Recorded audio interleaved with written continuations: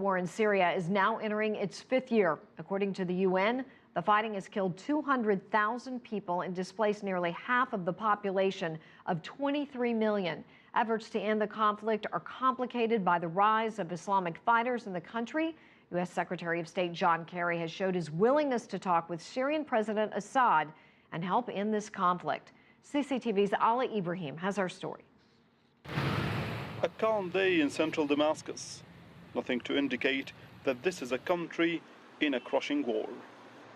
For Sami, who asked his real name not to be used to protect his identity, Damascus today is a world away from the capital it was before March of 2011.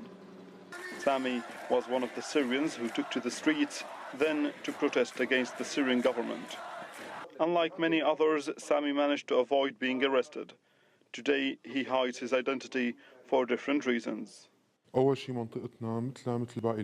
first, we wanted to change the government, but soon after we took to the streets, the Islamists came in with their extremism and weapons, and then the government had the pretext it needed to crack down on us.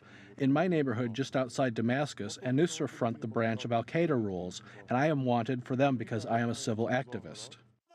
Now, much of the war's attention is turned to Islamic fighters who want to create a caliphate in both Syria and neighboring Iraq, and who oppose the Syrian government.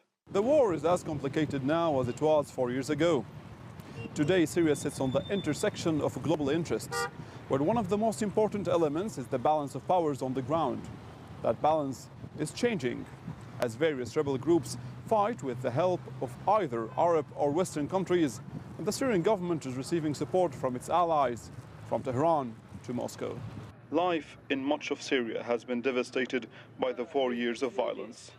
A recent report published by the Syrian Center for Policy Research paints a bleak picture for the future of this Middle Eastern country.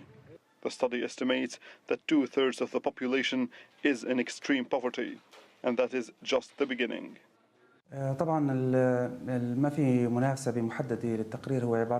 study shows that 80% of Syrians are suffering some form of poverty, with a 20% increase in 2014, and that toll of damages inflicted by the war could reach over $202 billion, and now unemployment stands at a little over 60%.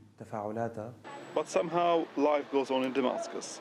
The government-held city looks as vibrant as ever, while government troops and Islamic militants battle for control in other parts of the country. Many people here don't see any end in sight. Ali Ibrahim, CCTV, Damascus.